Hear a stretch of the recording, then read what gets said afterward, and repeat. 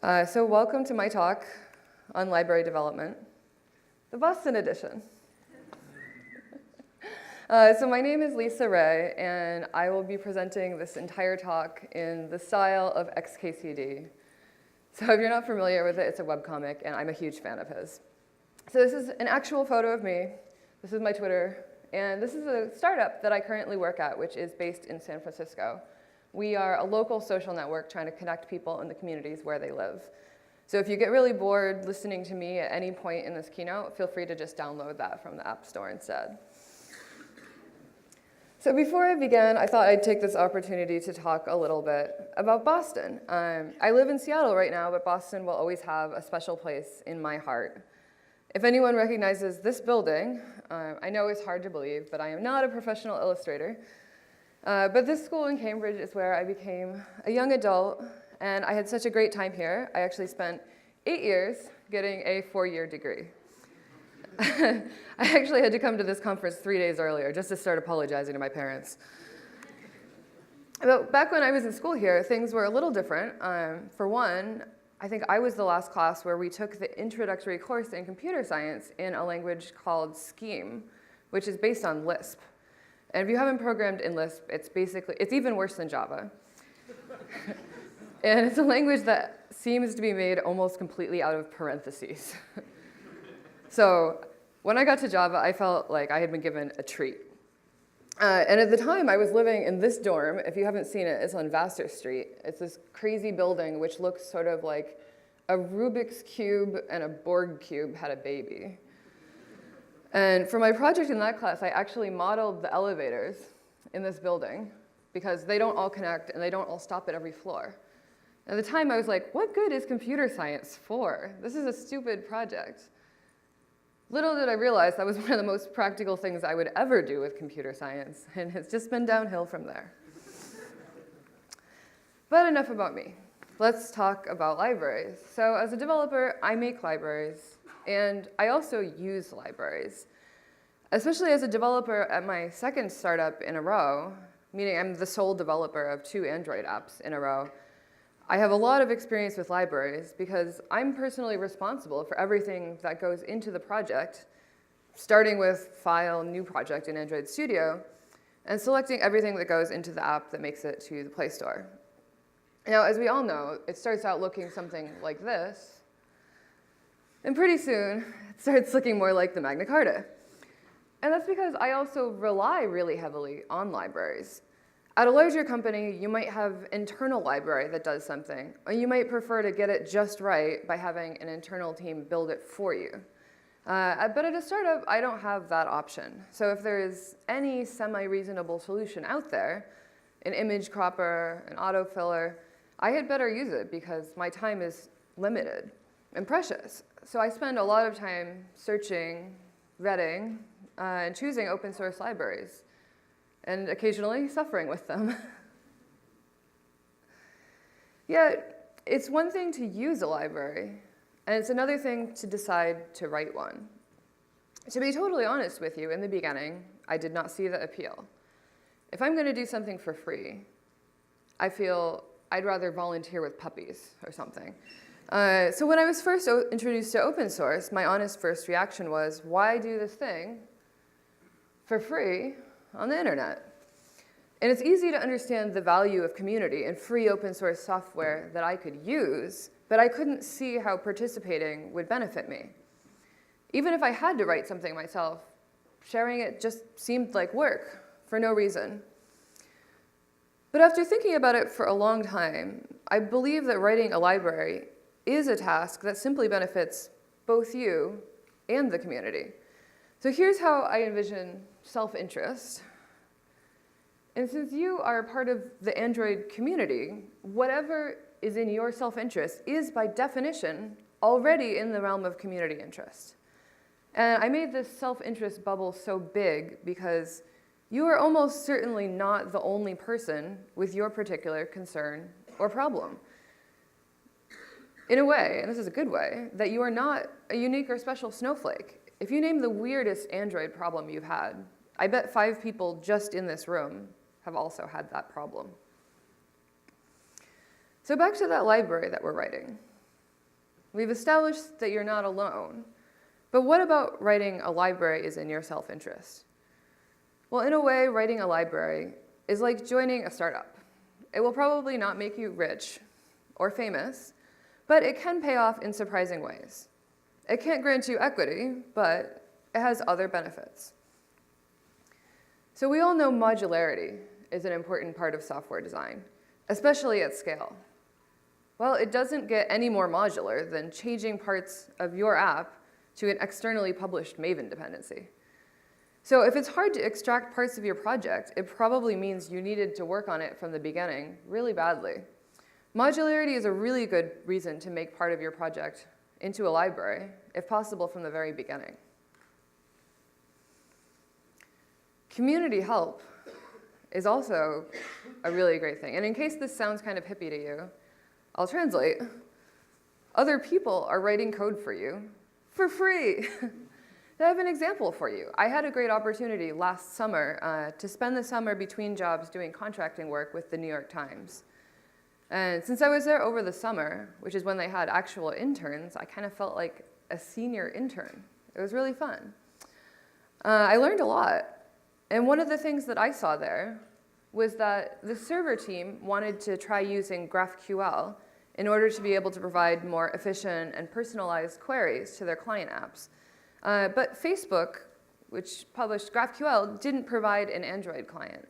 So the New York Times, Shopify, Airbnb, and several other companies worked together, all of them, to make an entire new client library called Apollo GraphQL. And it's being used in production right now. And that could never have happened without collaboration. These are extremely realistic likenesses of my coworkers from the summer, based on their GitHub photos. Sometimes you just have no choice. Sometimes you simply need a library and no one else has written it. Or you need a library, but none of the alternatives are acceptable. They are too big for your app, they are too buggy, too complex, whatever. So sometimes you just have no option. You just have to write a library. Another reason could be you want to learn something new. Kotlin, animations. A library can be a really good place to sandbox your learning. As we all know, learning can be messy, and sometimes you don't want to get your learning all over your main code base. So if you want to make a library, but first you have to pick a problem. So I've selected a sample of differently sized problems that other people and organizations have addressed as examples. And the first one being Android. Why not? It's open source. Well, if you're Google and you employ 60,000 people, then maybe an operating system is a good size problem to start with. A pretty good operating system, by the way. Thanks, guys. If you're Facebook and you employ 17,000 people, maybe you want to try and replace parts of Google's operating system. JetBrains, another great company, 700 people. What about writing a new language? Square has 600 people, and they've produced the most popular networking libraries for Android, among many others. And then this is you.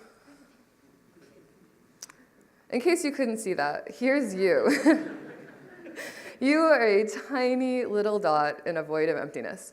So for your library, maybe try starting small. In case you are still worried that picking a project too small will make your library unimpressive, I'd like to talk briefly about a law called Parkinsons Law. You may have heard people throw into conversation the idea that work expands to fill all available time. And I found in the process of writing this talk that this was actually coined in 1955 in a comedy essay by a guy called Cyril Parkinson in The Economist. And by measuring the bureaucrats of the British Empire at various stages, he came up with this growth formula for the inevitable growth of every organization. And as you can see, this formula is completely independent of the amount of work they do. He suggests that no matter the size of the organization, it will always spend all of its time getting the work done, no matter how small or large it is. So the corollary is that likewise, your library will expand to be exactly as complicated as you can handle, no matter what size you start with, if you are lucky. Otherwise, it will be too complicated. So starting small is a good idea. In fact, I suggest that if you make a library, that you try to focus at first on a single use case. You should be able to state in one short sentence what your library does without using the word and. And a user should be able to use your library by copy-pasting two things from the top of your GitHub README: a Gradle dependency import and a dead simple example. I really mean 1 or 2 lines. This here is not what you want to do. You can see that to set up the coffee maker, I have to make decisions. I have to pick one of preset types of filter, and a preset type of grind, and a water temperature. Nobody knows what temperature you brew coffee at, by the way. I had to Google this. This is overwhelming to somebody who just wants a coffee, any coffee. So your library can provide deep customization options, but they should be a click away on a wiki page or at least further down the page.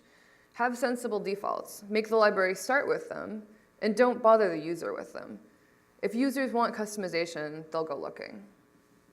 The one good thing this library is doing is using composition over inheritance. This would be inheritance, and you can probably see at a glance what the problem with this coffee maker is. By needing to inherit from a base class, and of course Java is single inheritance, our coffee maker can either be coarse grind or slow drip, but not both. And not to mention the number of variants we'd have to write is just awful. So going back to the composition example, even better than having presets is delegation. In this case, instead of you having to anticipate and build all of the use cases of your users, which is literally impossible, you can allow them to customize in whatever way they choose. They can make their own filter or their own grinder. You just provide the interface, which they can implement, and a sensible default. Feature requests. So if your library gains any traction, inevitably, you will start getting feature requests.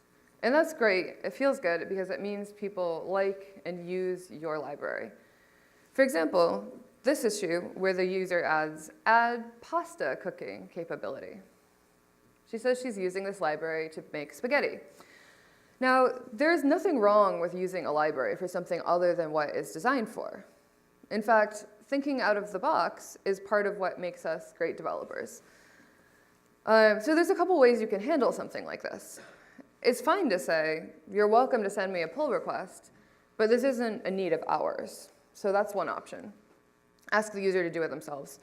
Another option is you can just say no. People are never going to stop asking you for things, but you can say no, as long as you do it nicely. In fact, you may actually be doing all the users of your library a favor if you say no to requests which don't serve the core focus of your library. And finally, you could ask yourself if your library is flexible enough. If Julie can provide her own heater to the coffee maker, then you don't have to support or even let yourself think about what she's doing with it. So flexibility is another way to get around this. Being your own user is very important. We've all heard the phrase, eat your own dog food, meaning use your own product. And the same goes for libraries. You should use your own library, because if it's not good enough for you, it's not good enough for other people, right? And you should fulfill the needs of your own company and your own project first. Why? Because for one, you are your own most dedicated tester. And having a real life need instead of an abstract need will help you control your library's scope and gain focus, which are all good things. Honesty.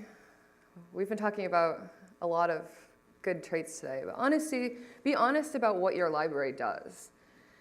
You see a lot of this fluff, bragging honestly, when you read some library descriptions. It's fine to say that your library is designed to be performant. That's a good thing. But this kind of stuff doesn't really tell us anything about the library. Honestly, it tells us more about the author of the library. So you want to be honest about your library's scope and its size. It's fine to have fun with your description, but keep it real. You're aiming here for clarity instead of salesmanship.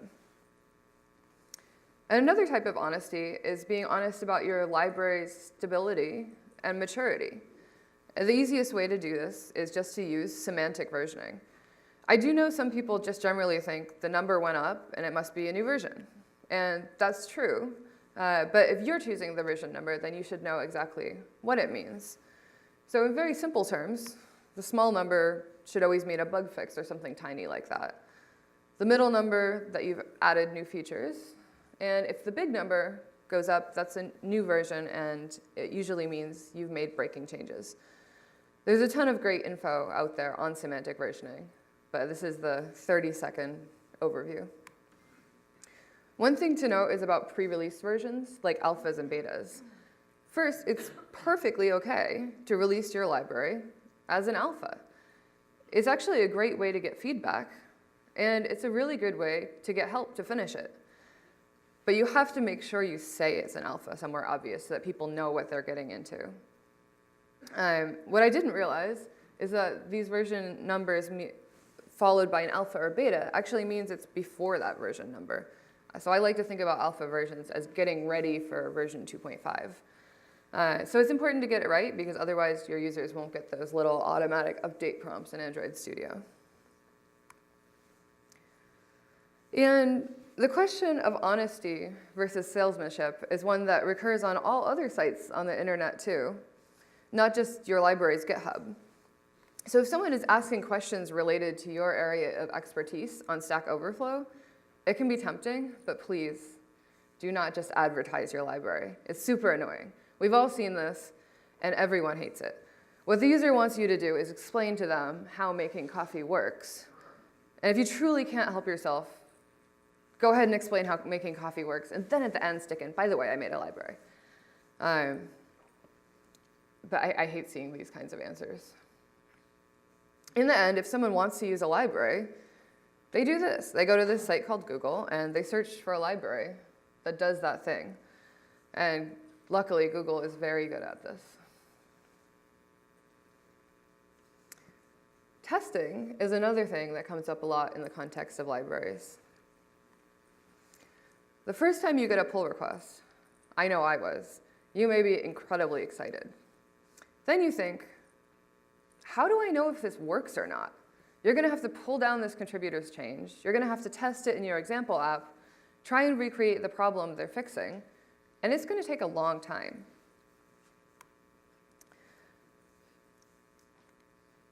Except, maybe it's not, because if you have a robust test suite, and it's running on a continuous integration server, like Circle CI, Bitrise, Travis, any other number of others that offer free accounts to open source projects, and require little to no customization to get started, then you will have peace of mind. They will run your suite of tests on every pull request and put a nice big green check mark next to it. That goes a really long way. Not to mention tests are just a good idea anyway, but I'm not here to tell you how to live. Tests are just great for collaboration. And then ownership is another thing to think about when you consider starting or contributing to an open source project. And it's something that I didn't think about until it got in my way. If you work at a big company like Google or Facebook, this question starts before you even started the company. When you sign an employee agreement, you are probably agreeing that anything you make at the company will belong to the company.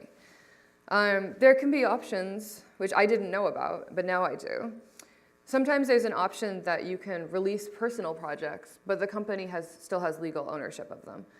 Now, if your library is free and open source, that may not be a problem. So that's one way that you can deal with this arrangement at a big company. There might also be a process through which you can apply for an exception. So say if your project doesn't have commercial value for the company, and it doesn't invent something new, they might grant you the copyright to it. So that's another option. And the last option, which might actually be the best, is you could work on that company's open source projects because they're probably pretty cool. They may even be the reason you joined the company in the first place. So that can be limiting, but it can also be a really cool opportunity. If you're working at a medium-sized company, the best advice I have for you is just to read the agreement. A lot of employment contracts include boilerplate language like this, but you can almost certainly negotiate it, either to exclude your existing open source projects, or to exclude open source altogether, or just to drop the clause. It also might not have any clause like this at all, but that's why you have to read that document, because it's going to bind you as long as you work there. Now, if you work at a startup, you should probably still check with them, but they probably don't care what you do, as long as you're still rocking your main job. Your biggest problem is that you may not have time to work on open source, and that's certainly my problem.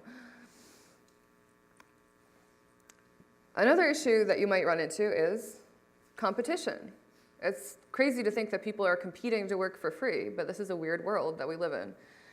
So you've considered your edge cases, you've written tests, you've approached open sourcing with integrity and honesty, and now you are basking in the attention of like 1,000 entire people on the internet.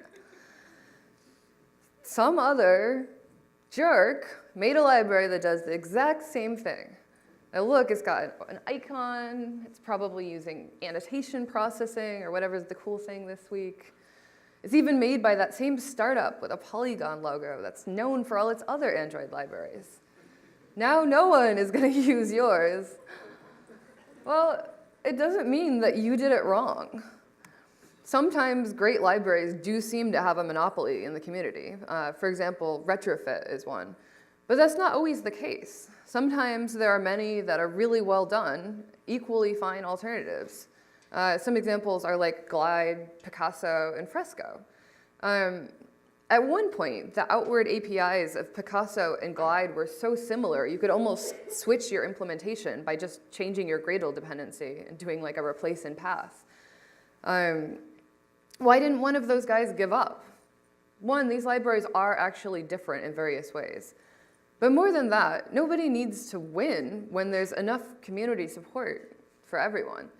So even if there are many libraries dealing with a topic, if none of them speak to you, it's okay to consider attempting it yourself and making a new library.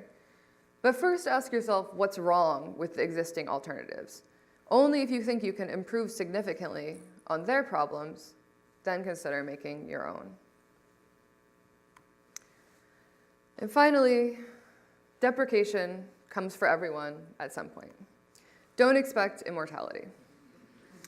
So especially if you are backporting something that you feel is missing from the Android platform, you know at some point, not nearly soon enough, but it will be added. And the smaller and more focused your library was to start with, the less it will hurt when it's deprecated. It means you successfully identified a need, and you made a useful contribution in the meantime. Hopefully you got great experience, you learned a lot, you made connections in the community. I'm sounding kind of hippie again, but you get the point. You did something good while it lasted. So, if there's anything you take away from this talk, it's that a library, especially one for mobile phones, is one of the few places where the smaller the task you choose, the better your product is, and the more likely you are to be successful. Libraries are a great place to practice your craft in isolation, away from the craft of a real project. So I'd say if you're interested, if this is something that interests you, look inside your app and see if there's even 1 or 2 lines of boilerplate code that you use over and over again, or a utils.java, or an extensions.kt class that you wrote because you needed it. You may think that when you're starting your library that it's small or trivial, but we in the community thank you for making libraries that are focused. And finally, that you're not alone. If you've developed a solution to a problem, I guarantee you someone else has that problem too.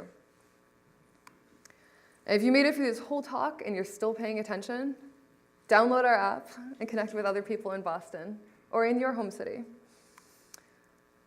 And finally, thank you. It's great to be here.